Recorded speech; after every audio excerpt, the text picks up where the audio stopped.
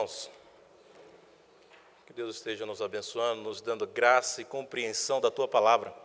Abram comigo a palavra de Deus no Evangelho segundo Marcos, capítulo 10, um texto bastante conhecido. Evangelho segundo Marcos, capítulo 10, a partir do verso 17 até o verso de número 27.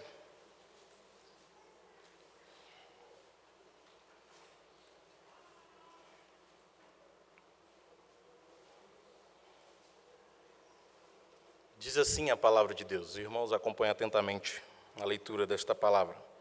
E pondo-se Jesus a caminho, correu um homem ao seu encontro e, ajoelhando-se, perguntou-lhe: Bom mestre, que farei para herdar a vida eterna?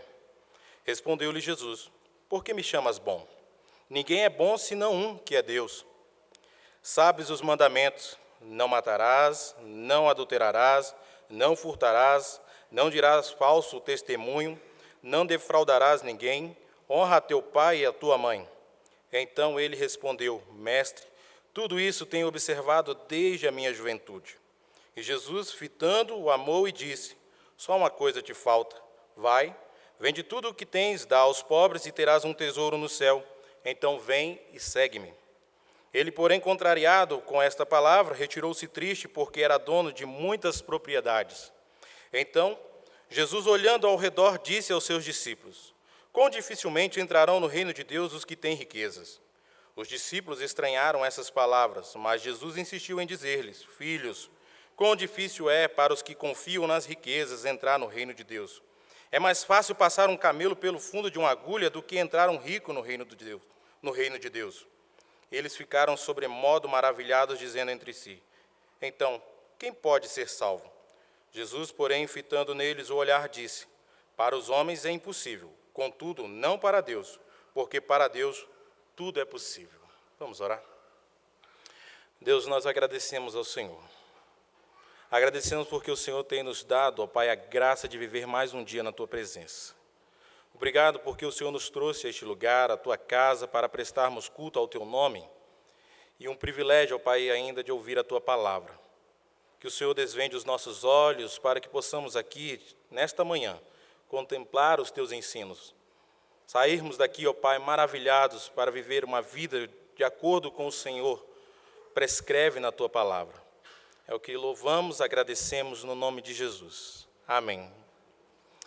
No ano de 2011, quando eu me ingressei no Instituto Bíblico Eduardo Lene, em Patrocínio, o meu professor de Novo Testamento, o reverendo Salvador Moisés da Fonseca, ele fez uma dinâmica com a turma. Pediu para que 3 alunos pudessem sair da sala, ficar no mesmo local e analisar o mesmo local. Durante um tempo, os alunos ali ficaram e retornaram. E ele pediu para que cada aluno pudesse detalhar o que eles viram. Então, um aluno foi muito sucinto, falou, expressou o que ele tinha visto, o outro aluno foi lá, também relatou, de uma forma diferente, mas vendo a mesma coisa, e o outro já foi um pouco mais assim detalhado. E aí ele estava trazendo um pouco sobre os evangelhos sinóticos, numa mesma perspectiva, mas com uma ótica diferente. Se a gente caminha para o evangelho de Mateus, a gente vai ver que a ênfase ali do evangelho de Mateus é apresentar Jesus como rei. Se a gente caminha por todo o evangelho de Marcos, você vai ter uma ênfase aqui sobre o poder sobrenatural de Jesus. E você vê Lucas, um pesquisador acurado que pôde trazer detalhes muito profundos assim para a nossa vida, para a nossa caminhada em conhecer a Jesus. É interessante que essa passagem que a gente acaba de ler, ela fala de um jovem temente, conhecedor dos estatutos, das leis, dos mandamentos.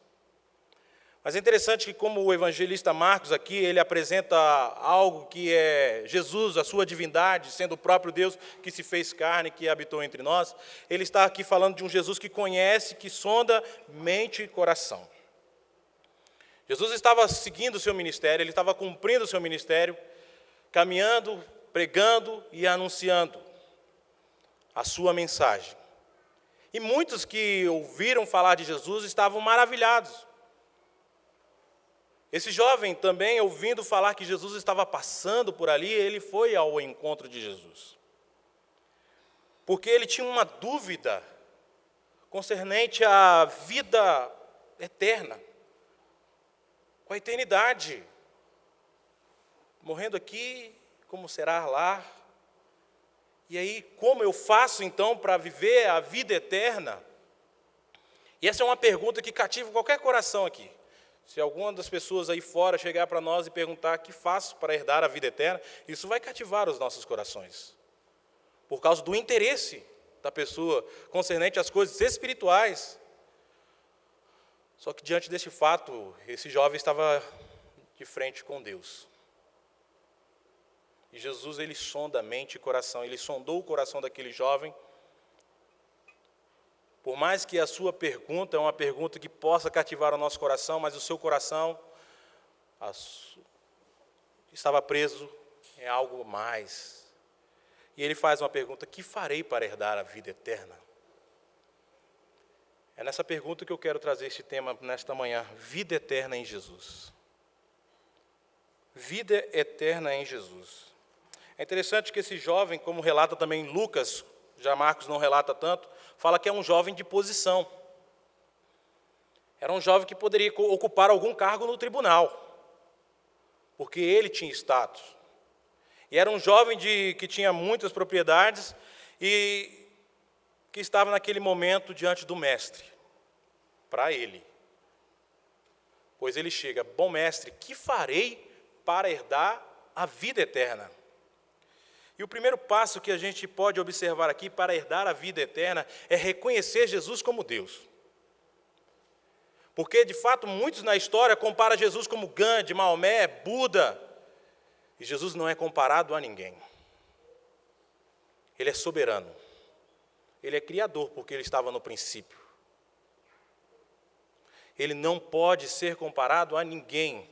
E aquele jovem, então, dirige essa pergunta: bom mestre, que farei para herdar a vida eterna? E Jesus, então, começa a indagá-lo: por que me chamas bom? Se há apenas um bom, que é Deus. E você vê que, de fato, Jesus faz essa indagação para aquele jovem, porque aquele jovem tinha um conhecimento de um mestre que estava passando, um rabi, um conhecedor das Escrituras, porque também dizia o Antigo Testamento, e agora estava apresentando o Evangelho. Mas reconhecer Jesus como apenas mestre não é suficiente. É preciso reconhecer como Deus, o Verbo de Deus que habitou entre nós, cheio de graça e verdade. É preciso reconhecer Jesus como Deus na nossa vida, como Salvador da nossa vida. E essa compreensão de reconhecer Jesus como Deus também não parte de nós. Não parte. A gente vê quando Jesus, no seu ministério, na segunda multiplicação dos pães e peixes, lá em Mateus, no capítulo 16, as pessoas ficaram maravilhadas com o sinal. E aí houve alguns questionamentos, algumas indagações, e aí Jesus foca para os seus discípulos e pergunta: o que eles estão dizendo? Outros, aí os discípulos falam, alguns dizem Jeremias, outro Elias, João Batista ou alguns dos profetas. Mas Jesus olha para os discípulos e pergunta: e vós, o que dizeis quem eu sou? Aí a gente vê a primeira confissão do apóstolo Pedro: tu és o Cristo, o Filho do Deus vivo. E qual foi a resposta de Jesus? Bem-aventurado és tu, Simão Barjonas, porque não foste nem carne e nem sangue que tu revelastes, mas foi o próprio Pai. É a graça de Deus que nos revela quem Cristo é. E isso é maravilhoso. Por isso seremos eternamente gratos por reconhecermos que a salvação veio e esteve entre nós e nos trouxe a graça de sermos salvos pelo seu intermédio. Mas em segundo lugar aqui, irmãos, pelo qual nós podemos reconhecer que a vida eterna é em Jesus, o segundo passo aqui é se humilhar. Se humilhar perante Jesus. o versículo 19 ao versículo 22, os irmãos acompanham atentamente aí a leitura, diz assim: sabes os mandamentos, não matarás, não adulterarás, não furtarás, não dirás falso testemunho, não defraudarás ninguém, honra teu pai e tua mãe. Então ele respondeu: mestre, tudo isso tenho observado desde a minha juventude. E Jesus, fitando-o, amou e disse: só uma coisa te falta. Vai, vende tudo o que tens, dá aos pobres e terás um tesouro no céu. Então vem e segue-me. Ele, porém, contrariado com estas palavras, retirou-se triste, porque era dono de muitas propriedades. Queridos, você olha aqui agora, é interessante que as tábuas da lei, ela é dividida em duas. Os 4 primeiros mandamentos nos falam do nosso relacionamento com Deus. A segunda tábua da lei vai falar de 6 mandamentos, 6, do nosso relacionamento com o nosso próximo. E Jesus cita para ele aqui a segunda tábua da lei. E é interessante que quando você olha para o texto aqui, você observa que parece que tem 6 mandamentos. Você pode contar aí. Tem 6 mandamentos. Só que você está diante de um Deus soberano, que ele deixou de citar um mandamento e repetiu um. Que não furtará e não defraudarás é a mesma coisa. Mas Jesus deixou de citar um mandamento. Se você caminhar lá para Êxodo, você vai perceber. E aí então Jesus faz um desafio: vai, vende tudo o que tens, dá aos pobres e segue-me, e terás um tesouro no céu. E o mandamento que Jesus deixou de citar é o não cobiçarás. Porque aquele homem tinha sua cobiça em toda a sua riqueza, em tudo que ele tinha. E Jesus sabia, porque sondou o seu coração. Por mais que ele tenha dito: olha, mestre, tudo isso eu tenho guardado desde a minha juventude. Auto-engano. Você não se conhece. E Calvino fala que quando conhecemos a Deus é que passamos a nos conhecer. E aquele jovem não conhecia de fato quem Deus era. E não quis se humilhar. Porque o texto fala que ele foi para casa triste, mas não arrependido, porque era dono de muitas propriedades, diferente de Zaqueu, o maioral dos publicanos, que recebeu o Salvador na sua casa e reconheceu a sua depravação e se entregou ao Senhor. Este jovem não se humilhou. Queridos, humilhar não é fácil. Não é fácil se prostrar e colocar a nossa boca no pó. Não é fácil. Porque ele tinha status, ele tinha reconhecimento, ele tinha poder. E Jesus faz esse desafio porque o seu coração, o seu Deus, era os bens, era a sua riqueza, era o seu status.